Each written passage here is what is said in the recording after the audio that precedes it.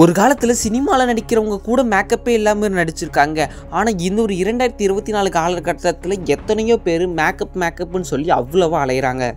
அப்படி இந்த மேக்கப்போட பைத்தியம் எது வரைக்கும் போயிருக்குன்னு பார்த்தீங்கன்னா பிளாஸ்டிக் சர்ஜரி பண்ணுற வரைக்கும் போயிருக்கு.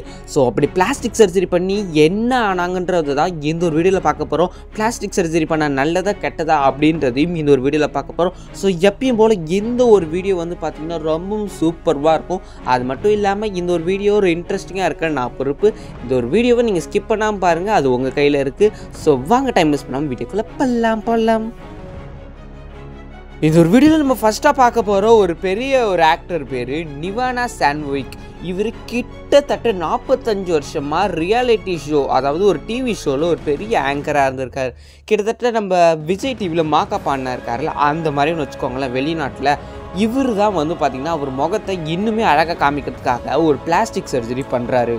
சரி, இவர் ஆசைப்பட்ட மாதிரி முகம் நல்லபடியாக வந்துடுச்சான்னு கேட்டிங்கன்னா ஏதோ ஓரளவுக்கு ஓகே அப்படின்னு சொல்லலாம். ஆனால் இந்த மாதிரி பிளாஸ்டிக் சர்ஜரியெல்லாம் பண்ணால் ஏதோ ஒரு மைனர் எஃபெக்ட் ஒரு மேஜர் எஃபெக்ட் இருக்கும். அதே மாதிரி எந்த ஒரு அண்ணனுக்கும் பார்த்தீங்கன்னா மைனராக ஒரு எஃபெக்ட் நடக்குது. அதுதான் அவரோட நோஸ். அந்த நோஸில் வந்து பார்த்தீங்கன்னா ரொம்பவுமே சின்னதாகிடுச்சு அப்படின்றாங்க, அதாவது இந்த ஹோல்ஸ்.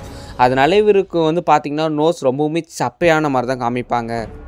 அதாவது இப்போ வரைக்கும் இவருக்கு எந்த பிரச்சனையும் இருக்காது. அதாவது இவர் வயசான காலத்தில் வந்து பார்த்திங்கன்னா இந்த மூச்சு விடுறதுல ஏதாவது ஒரு பிரச்சனை இருக்கும் அப்படின்னு சில பேர் சொல்கிறாங்க. கேட்கவே ரொம்பவும் ஷாக்கிங்காக இருக்குல்ல?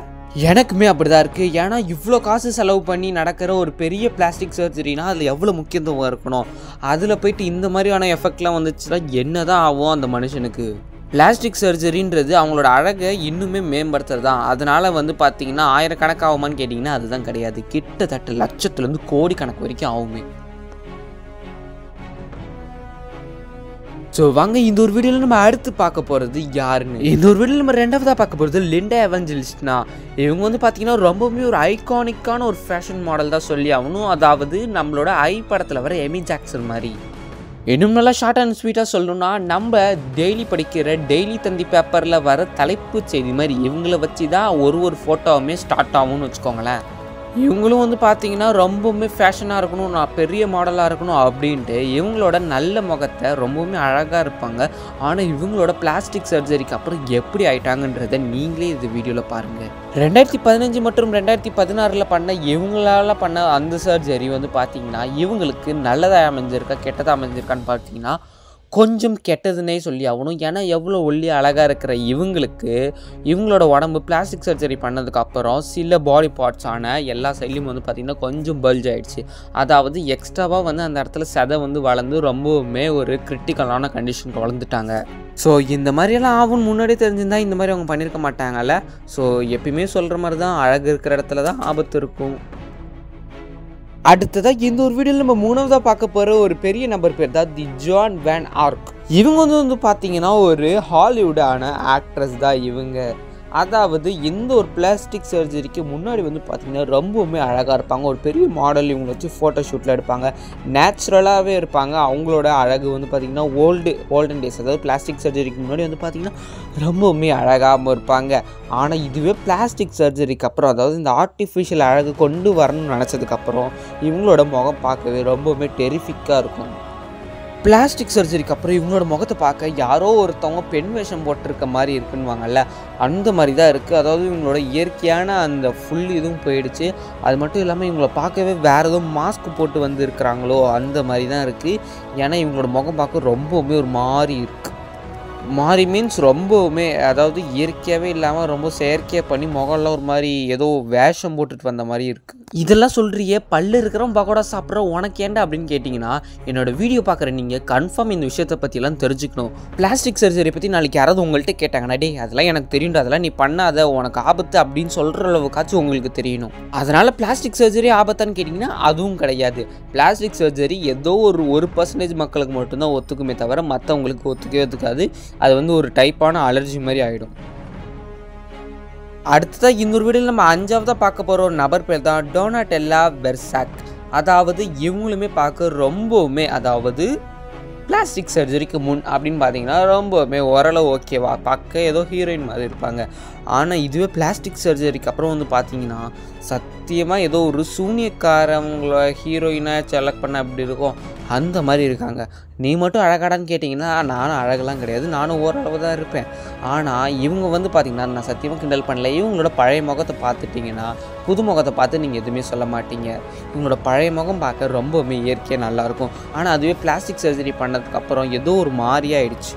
அதாவது அவங்களோட எதுக்குன்னே இருக்கிற ஒரு அழகான மூக்கு, உதடுகள் மற்றும் கண்களை ரொம்பவுமே நான் ஸ்மூத்தாக காமிக்கணும், நான் டிவியில் இன்னுமே பர்ஃபெக்டாக தெரியணும்னு சொல்லி பர்ஃபெக்ட்னு அவங்களோட மொத்தமான நேச்சுரலி அழிச்சிட்டாங்க. அடுத்ததாக இந்த ஒரு வீடியோவில் 5ஆவதாக பார்க்க போகிற நபர் பேர் தான் ஜோச்சுவனா அப்படின்ற இந்த ஒரு பொண்ணு. பார்க்கவே ஸ்னாப்சாட் ஃபில்டரில் வர ஒரு ஆப்ஷன் மாதிரி இருக்காங்களே, ஆமாங்க. இவங்க வந்து பார்த்தீங்கன்னா 17 வயசான ஒரு சிறிய பொண்ணு. 17 வயசுனா பார்த்துக்கோங்க, 11th ஸ்டாண்டர்ட், இன்னும் 10th ஸ்டாண்டர்ட், இன்னும் 12th ஸ்டாண்டர்ட் ஏதாவது படிச்சுக்கிட்டு இருக்கோம். அப்படிப்பட்ட எந்த ஒரு பொண்ணுக்கு பிளாஸ்டிக் சர்ஜரி அப்படின்னு கேட்குறப்போ ரொம்பவுமே ஆச்சரியமாக தான் இருக்குது. ஆமாங்க, எந்த ஒரு பொண்ணு ரொம்பவுமே அதை முடிச்சு பண்ணியிருக்கு. கிட்டத்தட்ட அதுக்கு வந்து 13வது வயசுலேயே பிளான் போட்டு 17வது வயசில் தான் பிளாஸ்டிக் சர்ஜரி பண்ணியிருக்கு. கிட்டத்தட்ட 100க்கு மேற்பட்ட ப்ரொசீஜர்ஸை தாண்டி இந்த ஒரு பொண்ணு 20 சர்ஜரிக்கு மேலே பண்ணி தான் இந்த ஒரு அழகான ஒரு முகத்தை கொண்டு வந்திருக்கு. நம்ம பார்க்குற இந்த ஒரு வீடியோ லிஸ்ட்டில் ரொம்பவுமே அழகாக இருக்கிறவங்க அப்படின்னு பார்த்தீங்கன்னா இவங்கள மட்டும்தான் இருப்பாங்க. ஏன்னா இவங்களுக்கு மட்டும் சர்ஜரி ஓரளவு ஓகே ஆகிருக்கு. ஏன்னா இவங்களுக்கு மட்டும் பழைய இருந்த முகம் கொஞ்சம் இன்னும் சூப்பராக மாறி இருக்குது. அதே மாதிரி எந்த ஒரு சைடு எஃபெக்ட்ஸும் வரல. இதுவே ஒரு பெரிய வேலை தானே. 17 வயசுல இந்த ஒரு பொண்ணு பிளாஸ்டிக் சர்ஜரி பண்ணால் இந்த ஒரு பொண்ணுக்கு எப்படி தான் காசு வந்திருக்குன்னு தெரியல. ஏன்னா பிளாஸ்டிக் சர்ஜரி நார்மலாக பார்த்தீங்கன்னா இந்தியாவில் மட்டும் ஒன்றுத்துக்கும், அதாவது கண், மூக்கு, வாய் அப்படின்னு சொல்லி பிரிப்பாங்க. ஆனால் அப்ராக்சிமேட்டாக வந்து பார்த்திங்கன்னா 1 lakh கிட்ட ஆகும். இந்த ஒரு வீடியோவில் நம்ம அடுத்து 6ஆவதாக பார்க்க போகிற நபர் பேர் தான் தி கேரட் டாப் அப்படின்ற எந்த ஒரு ஸ்டாண்டப் காமெடியன். இவர் ஸ்டாண்டப் காமெடியன் மட்டும் இல்லாமல் ஒரு பெரிய ஆக்டர். அது மட்டும் இல்லாமல் வெளிநாட்டில் தெரிந்த ஒரு வெல் நோன் ஃபிகர், அந்த மாதிரி தான் சொல்லி ஆகணும். இவர் வந்து பார்த்திங்கன்னா ஆரம்ப காலத்தில் ஸ்லிம்மாக அழகாக மாஃபு மண்டையை வச்சுக்கிட்டு நல்லாவே காமெடி பண்ணிக்கிட்டு இருந்தார். என்ன தோணுச்சோ தெரியல. அதுக்கப்புறம் வந்து பார்த்திங்கன்னா நான் ரொம்ப பல்க் பண்ணணும் அப்படின்னு நினச்சிருக்கேன். வாவ், தட் இஸ் கிரேட்னு தான் சொல்லி ஆகணும். ஏன்னா உடம்பு ஏற்றுறதுன்றது ஏதோ ஒரு மோட்டிவேஷனுக்காக தான் ஏற்றுவாங்க. ஸோ உடம்பு ஏற்றிட்டாங்க. அதுக்கப்புறம் பார்க்க ஏதோ அண்டர்டேக்கரோட ஆயா மாதிரி இருக்காரு பார்க்க. நான் அதையுமே கிண்டல் பண்ணலை. ஸோ அடுத்து நம்ம 3ஆவதாக பார்க்க போகிறது இவர் திரும்பி ஸ்லிம்மாக இருக்கார். எதுக்குன்னு பார்த்தீங்கன்னா அவரோட பியூட்டியை ஏற்றணும் அப்படின்னு சொல்லி. எதுக்குங்க இந்த தேவையில்லாத வேலை, கஷ்டப்பட்டு உடம்பு ஏற்றுறாரு, அதுக்கப்புறம் குறைக்கிறாரு, மறுபடியும் அப்படி என்னமோ பண்ணிட்டு போகிறாரு அப்படின்னு பார்த்தீங்கன்னா இப்போ இவரை வந்து நிறைய இடத்துல கூப்பிட மாட்டுறாங்களாம். இதே மாதிரி உடம்பு ஏற்றுறதும் குறைக்கிறதுமா மாற்றி இருந்ததுன்னா இவரோட ஹெல்த் கண்டிஷன் ரொம்பவுமே பேட் ஆகிடும். நீங்கள் சொல்லலாம் டயட்டில் இருக்கார் அப்படின்னு. டயட்லலாம் இல்லைங்க, இந்த பிளாஸ்டிக் சர்ஜரி பண்ணி தான் சில விஷயத்தெல்லாமே மாற்றிருக்காரு. அதில் திரும்பி பண்ணது தான் அவர் திரும்பி ஸ்லிம்மான விஷயம். இது மூலமாக வந்து பார்த்தீங்கன்னா அவரோட ரசிகர்கள்னு இருப்பாங்களா, ஒரு குட்டியான ஃபேன் பேஸ் இல்லாமல் ரொம்ப பெரியான ஃபேன் பேஸ் இவருக்கு இருக்குது.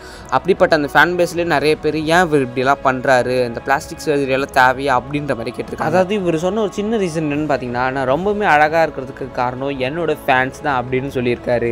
ஸோ இதை பற்றியெல்லாம் என்ன நினைக்கிறீங்கன்றதை கமெண்ட்ஸில் சொல்லுங்கள். அது மட்டும் இல்லாமல் இந்த ஒரு வீடியோ பார்த்தா லைக் பண்ணி ஷேர் பண்ணி மறக்காமல் நம்ம சேனலை சப்ஸ்கிரைப் பண்ணுறேங்க. இதே மாதிரி இன்னொன்று புது டாப்பிக்காக நான் உங்களுக்கு கொண்டு வரேன். இதே மாதிரி நிறைய வீடியோஸ்க்கு எங்கள் சேனலை நீங்கள் ஃபாலோ பண்ணி வச்சுக்கிங்கன்னா நாங்கள் போகிற அடுத்தடுத்த வீடியோஸ் உங்களுக்கு கன்ஃபார்ம் தேடி வரும். இன்னொரு சூப்பரான வீடியோ பார்க்கலாம். டாட்டா, பை பை, see you.